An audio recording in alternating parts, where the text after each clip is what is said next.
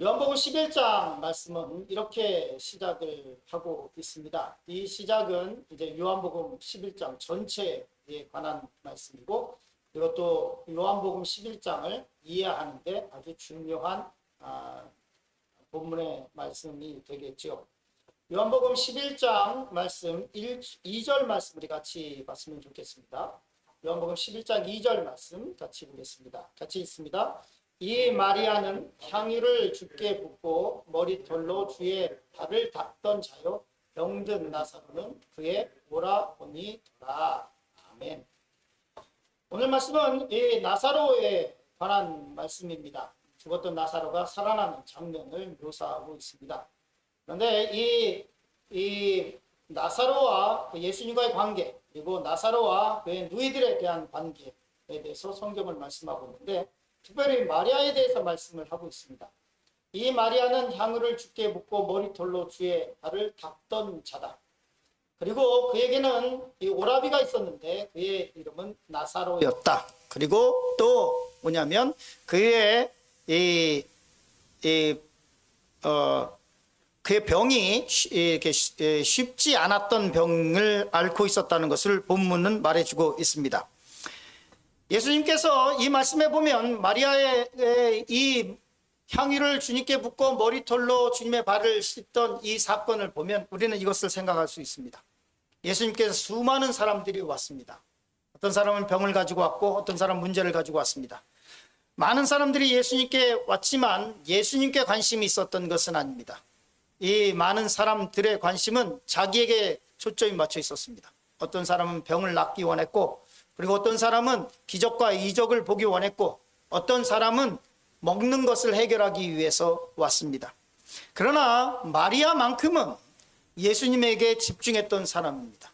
다른 사람들은 각자의 자기의 이유가 있었지만 이 마리아는 값비싼 향유를 예수님의 머리에 붓고 자기의 머리카락, 여자의 머리카락, 중동 가보시면 그 머리카락을 다 이렇게 머리를 이렇게 쓰고 있죠. 히잡을 쓰고 있죠. 그 머리는, 이 머리카락은 가족 외에는, 남편 외에는 보여주지 않는 그 중동의 문화가 있습니다. 물론 이스라엘은 좀 다른 문화가 갖고 있지만 기본적으로 여인에게 머리카락이라고 하는 것은 굉장히 그렇기 때문에 중요한 것입니다. 그런데 이 마리아가 머리카락으로 주님의 발을 닦였던 그런 사람입니다. 그런데 그 마리아의 오빠가 큰 병이 걸렸습니다. 성경에는 아주 중병이 들었다고 얘기를 하고 있습니다. 그래서 보면 이렇게 말씀하고 있습니다. 우리 같이 볼까요? 이 베다니 지역에서 있었는데, 제가 이 베다니 지역을 이야기할 때마다 제가 저기서 6개월을 살았거든요. 제가 이스라엘에 있을 때 베다니 벳박에 저기서 6개월을 살았습니다. 거기서 베다니에서 이렇게 쭉 내려오면 이제 예루살렘인데요. 예수님께서 항상 이 예루살렘으로 들어가시기 직전에는 이 베다니에서 마리아의 집, 그 나사로의 집에서 머물렀습니다. 그러니까 얼마나 이 예수님과 마리아의 가정, 나사로의 가정이 친근했었는지를 알 수 있습니다. 나사로가 병에 들렸는데, 그래서 요한복음 11장 3절 말씀 이렇게 기록하고 있습니다. 같이 읽었으면 좋겠습니다. 이에 그 누이들이 예수께 사람을 보내어 이르되 주여 보시옵소서, 사랑하는 자가 병들었나이다 하니, 이렇게 말씀하고 있습니다. 즉 다시 말해서 나사로가 병이 들었는데 감기 정도가 아닙니다.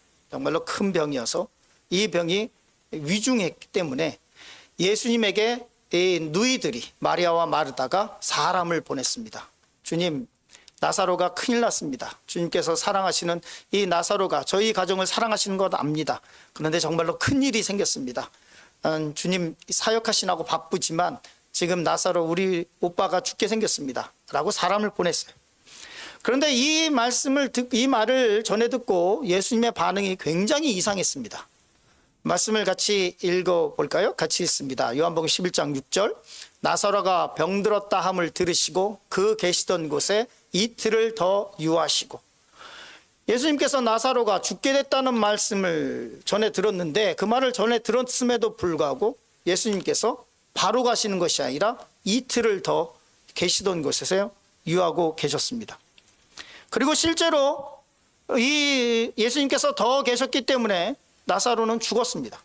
우리 이걸 생각해 볼까요? 제가 만약에 우리 성도님들이 목사님 지금 제 남편이 아니면 제 아이가 아니면 저희 부모님이 지금 응급실에 지금 가셨어요. 좀 기도 좀 해주세요 라고 부탁을 했다고 칩시다. 그런데 제가 그걸 뭉개고 한 이틀 동안 딴짓하고 그리고 나타나지도 않았는데 근데 사랑하는 사람이 죽었어요. 그럼 여러분 어떻게 하시겠습니까? 이제 목회가 끝나는 거죠. 다음부터 그 다음 주에는 이제 한 분 아무도 이제 안 나오시는 거죠. 이런 상황인 거예요. 그러니까 죽겠다는 소식을 들었는데 예수님께서 이틀 거기에 더 머무르고 계시는 거예요. 무슨 이유인지 몰라요. 예수님께서 이틀이나 더 거기 계시는 거예요. 계셨어요. 그리고 실제로 이제 나사로가 죽기까지 했어요. 얼마나 큰 상황인지 모릅니다.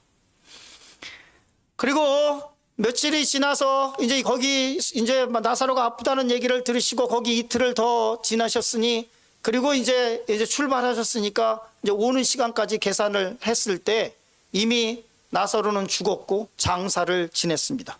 그렇기 때문에 요한복음 11장 17절 말씀 이렇게 기록하고 있습니다. 같이 읽었으면 좋겠습니다. 예수께서 와서 보시니 나사로가 무덤에 있은 지 이미 사흘이라. 이 시간 개념을 이제 아시겠죠? 이미 예수님께서 지체하시고 그리고 늦게 오시는 바람에 나사로는 이미 죽었고 그리고 오시는 그 기간 동안에 또 시간이 지나니까 이제 장사한 지 나흘이나 됐다는 거예요. 이때 예수님께서 오셨을 때 마리아가 예수님께 이렇게 말을 합니다. 같이 읽어볼까요? 마리아가 예수 계신 곳에 가서 배엎고 그 발 앞에 엎드려 이르되 주께서 여기 계셨더라면 내 오라비가 죽지 아니하였겠나이다 하더라. 이 말 속에 이 마리아의 약간의 섭섭함이 그대로 드러나 있습니다. 주님께서 빨리 오셨더라면, 주님께서 여기 계셨더라면 내 오라비가 죽지 않았을 텐데요. 왜 이제 오셨어요? 라고 하는 서운함이 조금 들어있는 것 같습니다. 그런데 이 사건에서 또 특별히 특이한 것은 뭐냐면 예수님께서 우시는 장면이 나옵니다. 우리 같이 읽어볼까요? 요한복음 11장 33절 35절 같이 읽겠습니다. 예수께서 그가 우는 것과 또 함께 온 유다인들이 우는 것을 보시고 심령에 비통이 여기고 불쌍히 여기사 예수께서 눈물을 흘리시더라 라고 말씀하고 있습니다.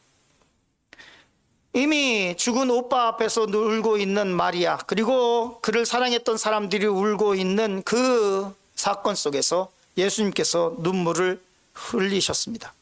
헬라어 원본에 보면 이 눈물을 흘렸다라고 하는 것은 스테나조라고 하는 말인데요.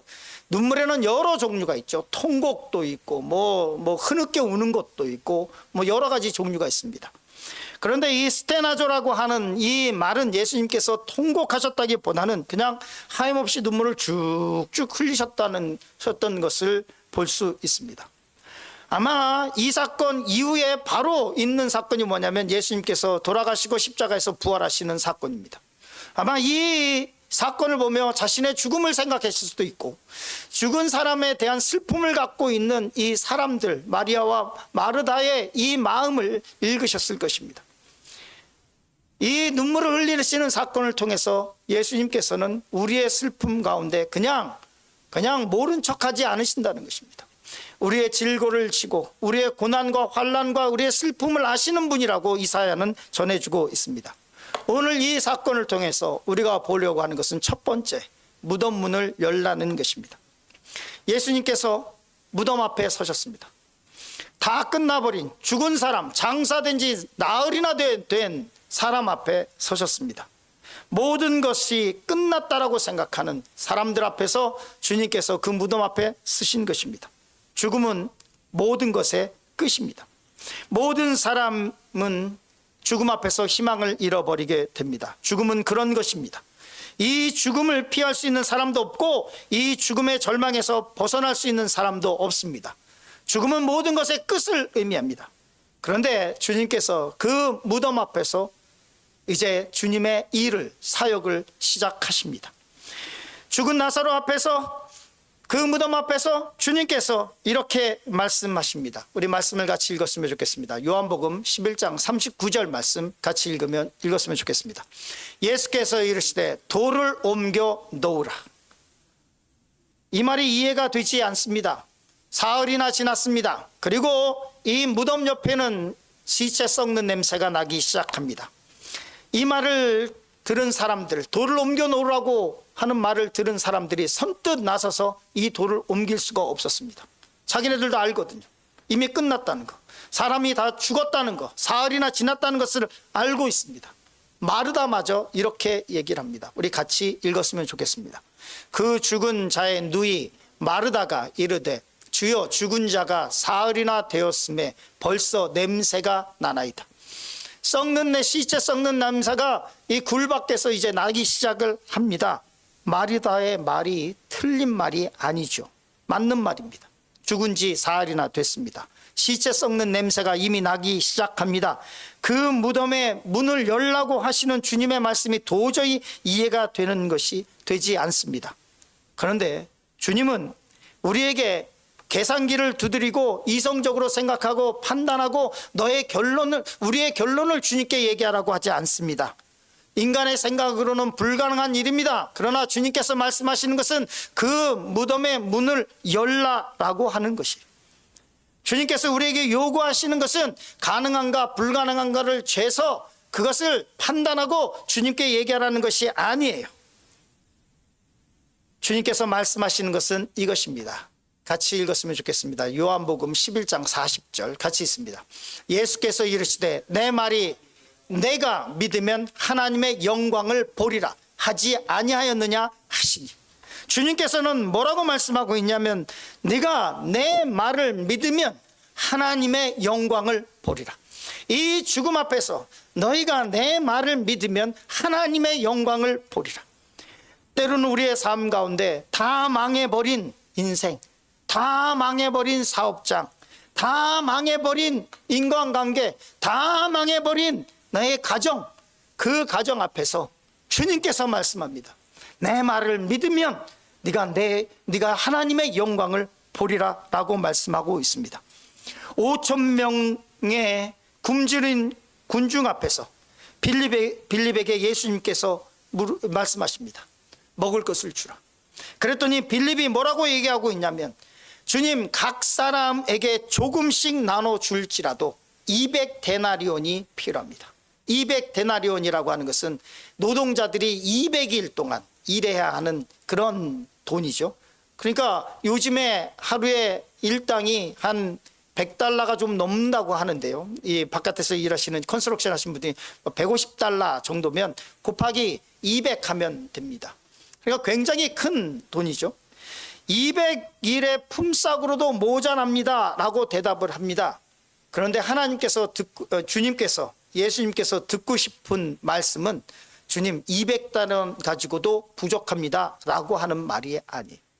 너희가 먹을 것을 주라는 말씀에 알겠습니다 라는 거예요. 아무것도 없잖아요. 아무것도 없는데 5,000명을 어떻게 먹어요? 그런데 오병이어라고 하는 물고기 2마리와 보리떡 5개, 그거 가지고 주님의 손에 들리니까 가지사 축사하시고 나눠주심에 하나님의 역사가 나타나는 거예요. 가축사 나기, 신학생들에 가리키는 거예요. 가축사 나기. 하나님의 기적은 어떻게 일어나냐? 내 손에 있으면 절대로 기적이 일어나잖아요. 가지사, 주님이 가지셔야 되고 가지고 축사하시고 나눠주심에 기적이 일어나다. 내 문제는 누구의 손에 붙들려 있어야 되느냐? 하나님의 손에 붙들려 있어야 돼요. 가지사 축사하시고 나눠주기 시작하시니 기적이 일어나는 거예요. 이 공식은 모든 신학 성경에 나타나고 있어요. 우리의 손에서 해결할 수 있는 것이 아무것도 없어요. 안 된다, 끝났다, 못한다라고 하는 우리의 말이 나올 때 거기서 주저앉으면 정말로 끝나고 the end가 되는 거예요.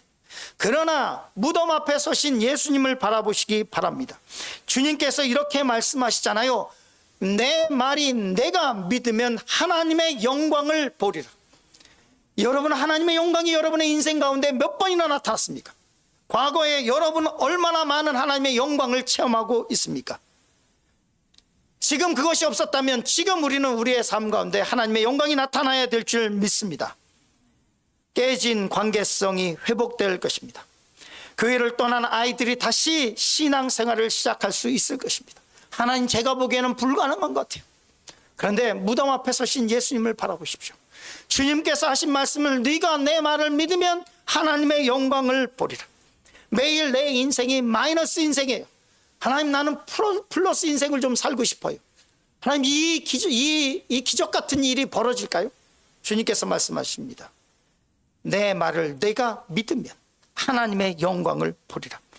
무덤 앞에서 다 죽어버리고 끝난 상황에서 주님의 이름을 부르고 주님께서 하실 것을 믿으면 하나님의 영광을 보리라 라고 말씀하고 있습니다. 돌을 옮겨 놓으라, 믿음의 첫 발을 떼라고 말씀하고 있습니다. 안 된다고 말을 하는 것은 누구나 다 할 수 있습니다. 그러나 주님의 말씀을 듣고 그 돌을 옮기는 것은 정말로 믿음이 필요합니다. 안 된다는 거 하는 말, 끝났다는 말, 정말로 가능성이 없다라고 하는 말은 누구나 다 해요. 세상 사람 다 해요. 하나님께서 원하시는 대답은 그게 아니에요. 돌을 옮겨 놓으라고 할 때 네, 알겠습니다, 돌을 옮기겠습니다 라고 믿음을 행동으로 옮기는 것입니다. 죽은 지 사흘이나 됐고 썩은 냄새가 나는 현상을 보는 것이 아니라 주님의 말씀을 듣고 돌을 옮기기 시작하는 것, 이것이 믿음의 사람들이 해야 할 첫 걸음입니다. 두 번째로 나오라는 말씀을 잠시 나누려고 합니다. 예수님께서 나사로의 무덤 앞에서 이렇게 외치셨습니다. 같이 읽겠습니다. 이 말씀을 하시고 큰 소리로 나사로야 나오라 부르시니, 우리 같이 한번 불러볼까요? 나사로야 나오라, 나사로야 나오라, 나사로야 나오라. 여러분도 나오실 수 있습니까? 여러분도 나오실 수 있습니까? 아직까지 무덤에서 살고 있습니까? 주님께서 말씀하시죠? 우리의 이름 불러서 한번 외쳐볼까요? 상윤아 나오라. 여러분의 이름을 가지고 같이 한번 외쳐보겠습니다. 상윤아 나오라. 자, 다시 한번 상윤아 나오라. 아멘. 하나님의 말씀, 예수님의 말씀이 죽은 나사로의 시체에 임했습니다. 죽은 시체에 이 말씀이 들어갔더니 이 나사로가 일어나서 한 발자국 한 발자국 걸으면서 무덤으로 나오는 거예요. 우리 말씀 볼까요? 요한복음 11장 44절 말씀 같이 읽겠습니다. 죽은 자가 수족을 배로 동인 채 나오는데 하나님의 말씀이, 예수님의 말씀이 임했더니, 그 시체에 임했더니 그 시체가 힘을 얻고 한 발짝 뚜벅뚜벅 무덤에서 나오기 시작하는 거예요. 주님의 말씀이 우리 가운데 임해야 돼요. 이 말씀이 임할 때 그때 우리는 죽었던 것이 살아나요. 죽은 몸이 살아나요. 우리의 죽은 영혼이 살아나기 시작한다는 거예요. 하나님의 말씀에는 생명이 있어요. 하나님의 말씀이 우리 가운데 임하면 역사가 일어나기 시작해요. 그렇기 때문에 히브리서 4장 12절은 이렇게 말씀합니다. 같이 읽겠습니다. 하나님의 말씀은 살아있고 활력이 있어 좌우의 날선 어떤 검보다 예리하여 혼과 영과 및 관절과 골수를 찔러 쪼개기까지 하며 또 마음의 생각과 뜻을 판단하나니. 하나님의 말씀은 어떻게 해요? 살았고 활력이 있어. 하나님의 말씀은 살아있어요. 능력이 있어요. 이 말씀이 우리에게 임하면 우리의 삶이 살아나요. 우리의 죽은 영혼이 살아나고 새 힘이 생기고 새 능력이 우리에게 나타나기 시작해요. 하나님의 말씀이 우리 가운데 임하고 있습니까? 하나님의 말씀을 들을 때 가슴이 뜨겁고 주먹이 불끈 쥐어지고 새로운 비전이 생기고 꿈이 생기고 있습니까? 그렇다면 여러분은 살아날 것입니다. 여러분의 삶은 살아날 것입니다. 여러분의 가정은 살아날 것입니다. 하나님의 말씀이 죽은 나사로에게 임했을 때 죽은 나사로가 일어나는 것처럼 하나님의 말씀이 우리의 가운데, 우리의 삶 가운데, 내 삶 가운데, 내 생업 가운데 임하면 살 것이라고 하는 믿음이 있으면 그 말씀이 역사하기 시작할 것입니다. 나사로야 나오라는 주님의 말씀이 죽은 나사로를 깨웠습니다. 그 시체에게 새로운 생명을 부여했고 그가 한 발짝 한 발짝 한 발짝 걸어서 무덤에서 나오기 시작하는 것을 보게 됩니다. 썩은 곳에서 아직 살아가고 있습니까? 얽매인 곳에서 부정적인 것에서 그 무덤 속에 아직까지 살아가고 있습니까? 주님께서는 나오라고 말씀하고 있습니다. 실패의 늪 가운데 빠져 있습니까? 주님께서 말씀하십니다. 나오라. 무덤에서 나오라고 말씀하고 있습니다. 중독의 늪에 빠져 있습니까? 죄의 무덤에서 나오라고 성경은 말씀하고 있습니다. 이것도 못한다, 저것도 못한다, 부정적인 생각으로 가득 차 있어서 내 인생이 이것으로 끝날 것이라고 하는 생각을 가지고 살아가고 있습니까? 성경은 새로운 피조물이라고 얘기하고 있는데 아직까지도 옛사람의 모습으로 옛생각에 빠져서 살아가고 있습니까? 할 수 있거든이 무슨 말이냐? 믿는 자에겐 능치 못할 일이 없다고 말씀하시는 성령의 말씀에 귀를 기울이시기를 간절히 축원합니다. 세 번째로 풀어놓아 다니게 하라는 말씀을 가지고 잠시 은혜를 나누려고 합니다. 예수님께서 사람들에게 이렇게 말씀합니다. 주위에 있던 사람들이 놀랬죠? 죽은 시체가 걸어 나오고 있으니까. 이런 것은 본 적이 없잖아요. 본 적이 없어요. 죽은 사람이 산다라고 하는 얘기를 들어본 적도 없고 실제로 그 시체가 눈앞에서 걸어 나오는 것을 본 적은 더더욱 없었을 것입니다. 우리의 인생이 이래야 될 것입니다. 저 집안은 다 죽은 것 같은데 예수님 믿더니 살아서 우와 저 집이 그냥 확 일어났네? 아멘 안 하시죠? 다른 사람 얘기인가요? 그런 얘기가 우리 가정에 된답니다. 그런 기적이 다른 사람들에게 보여져야만 합니다. 아멘. 그런 기적이 일어날 줄 믿습니다. 예수님의 말씀이 임했을 때 나사로가 나온 것을 보고 사람들이 다 놀래 자빠졌을 거예요. 다 놀래 자빠졌을 거예요. 그런데 예수님께서 이렇게 말씀하고 있습니다. 우리 말씀을 보면 요한복음 11장 44절 말씀이 안 들어있는 것 같은데 여러분 성경을 가지고 계시면 펴시기 바랍니다. 요한복음 11장 44절 이렇게 말씀하고 있습니다. 예수께서 이르시되 풀어놓아 다니게 하라 하시니라. 무덤에서 나왔으면 이제는 새로운 삶을 살아야 됩니다. 풀어놓아 다니게 하라. 풀어놓아 다니게 하라.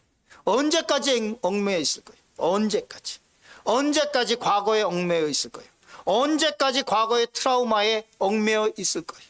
언제까지 과거의 상처에 얽매여 있을 거예요? 우리 아이들이 가끔가다 그런 얘기를 합니다. 근데 과거에 트라우마가 있다. 주님께서 뭐라고 말씀하고 있냐면 무덤에서 나왔으면 그러면 풀어놔 다니게 하라. 이제는 과거에 있었던 내 발목을 잡고 있었던 상처로부터 벗어나야만 합니다. 내가 어렸을 때 부모님들에게 대해서 부모님의 사랑도 못 받고 내가 부모님에게 내가 맞고 학대를 당했다. 언제까지 그러고 있을 거예요? 언제까지? 죽을 때까지 그럴 거예요. 죽을 때까지? 목회하다 보면 그런 분들이 있어요. 내가 어렸을 때 아버지한테 엄마한테 너무 많은 학대를 당하고 너무 맞고 그랬다. 구박을 너무 많이 받았다. 상처가 너무 많다. 그 상처를 공감하지 못하는 것이 아니라 그가 그 상처 속에 언제까지 있을까요? 60, 70, 80 됐을 때도 그 상처를 얘기할 거예요. 30, 40 됐을 때도 그 상처 얘기할 거예요. 이제 성인이 됐고 20세가 됐으면 이제는 그 얽매였던 것에서 나와서 주님께서 뭐라고 말씀하냐면 풀어놓아 다니게 하라. 이제 너는 이렇게 말씀합니다. 요한복음 말씀 8장 32절 말씀 같이 읽겠습니다. 진리를 알지니 진리가 너희를 자유케 하리라. 아멘.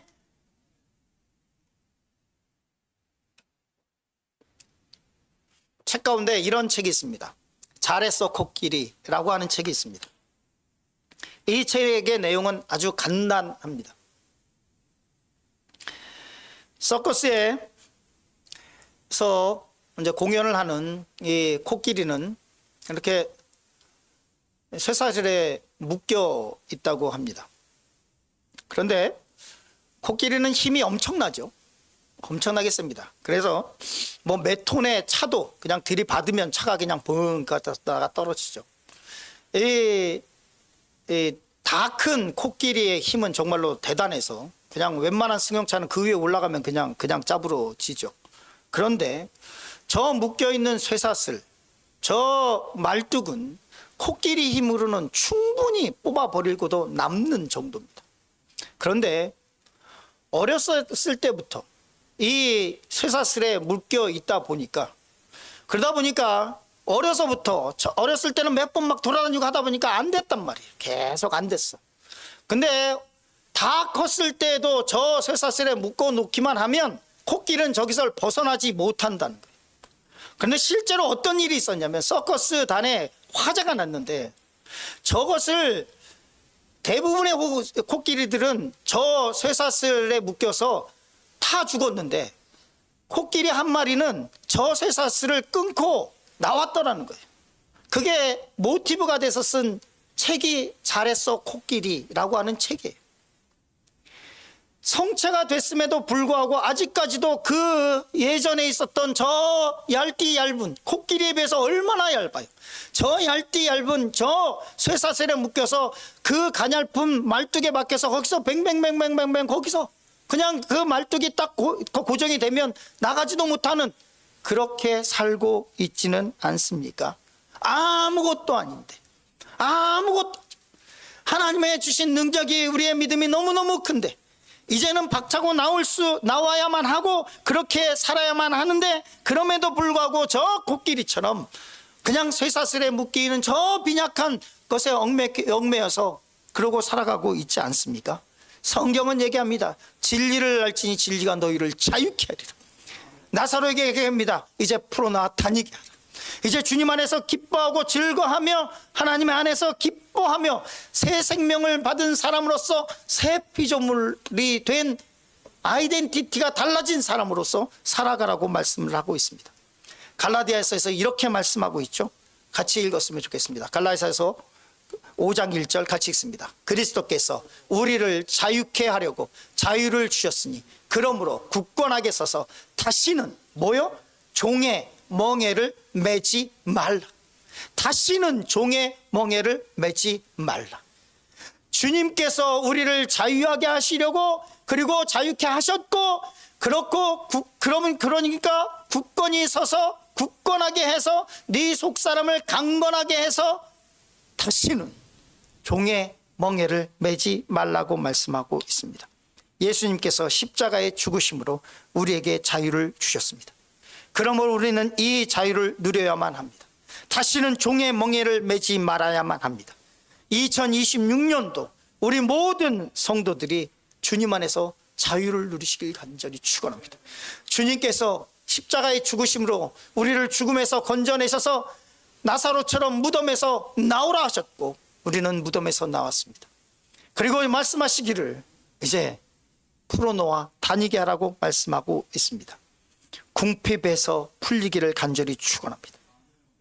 오랫동안 괴롭히던 문제로부터 자유하시기를 간절히 축원합니다. 질병으로부터 자유하심을 얻기를 간절히 축원합니다. 우리의 삶이, 우리의 성도들이 영혼이 잘돼같이 범사 잘되고 강건한 복을 누리시기를 간절히 축원합니다. 이전까지 안 됐던 것, 그것에 도전하시길 간절히 축원합니다. 우리의 힘으로 안 돼요. 그러나 스가랴서는 이렇게 말씀하고 있습니다. 같이 읽었으면 좋겠습니다. 만군의 여호와께서 말씀하시되 이는 힘으로 되지 아니하며 능력으로 되지 아니하고 오직 나의 영으로 되느니라. 성경은 얘기하고 있어요. 우리의 힘으로 안 된다고 결론을 내고 있어요. 아무리 우리의 힘으로 해도 안 돼요. 성경이 말씀하고 있어요. 안 되는 것에 대해서 그냥 갖다가 들이박지 마세요. 계란으로 바위 치게 하면 뭐 언젠가는 계란이 깨진다고요? 쓸데없는 짓 하지 말고, 돈 갖다 버리지 말고 그 백판을 갖다가 거기에 던져 보십시오. 그 계란이, 그 바위가 깨지나? 안 깨져요. 계란만 깨질 뿐이에요. 쓸데없이 내가 들이다 받는다고 해서 그게 되는 게 아니에요. 내 힘으로 안 돼요. 뭐가 필요합니까? 하나님의 영이 필요해요. 하나님의 힘이 필요해요. 이것이 없으면 들이받아봐야 나만 깨져요. 성경은 말하고 있지 않습니까? 만군의 여호와께서 말씀하시되 이는 네 힘으로 안 돼. 이는 힘으로 되지 아니하며 능력으로, 네 능력으로 되지 않아. 오직 나의 영으로 되느니라. 성령으로만 된다 말씀하고 있습니다. 늪에 빠진 사람은 혼자 나올 수 없습니다.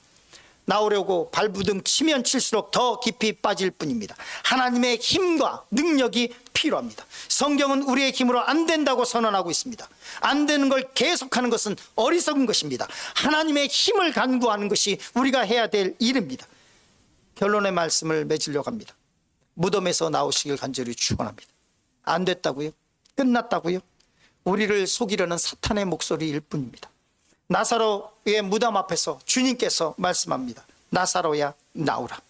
이 말씀을 들었을 때, 이 음성이, 하나님의 말씀이 그에게 임했을 때 그 시체가 된 나사로가 걸어 나오기 시작합니다. 하나님의 말씀에 반응하시길 간절히 축원합니다. 하나님의 말씀에 아멘으로 반응하고 이 말씀이 우리의 것이 될 때 이 말씀이 역사하시기 시작할 것입니다. 이 말씀이 죽은 몸을 풀기 시작할 것입니다. 생명의 반응을 느끼게 될 것입니다. 삶이 살아나고 가정의 문제가 풀리기 시작할 것입니다. 온갖 고난과 고통을 운명처럼 받아들이고 살아가지 말고 속박과 족쇄가 풀리고 주님 안에서 자유를 맛보시길 간절히 축원합니다. 진리를 알지니 진리가 너희를 자유케 할 것이라고 말씀하고 있습니다. 무덤 문이 열리고 죽은 것에서 생명이 다시 잉태되고 살아나게 될 것입니다. 이 말씀을 기억하시며 주 예수의 이름의 능력의 힘을 선포하고 이 힘으로 살아가시는 우리 모든 성도님이 되시기를 간절히 축원합니다.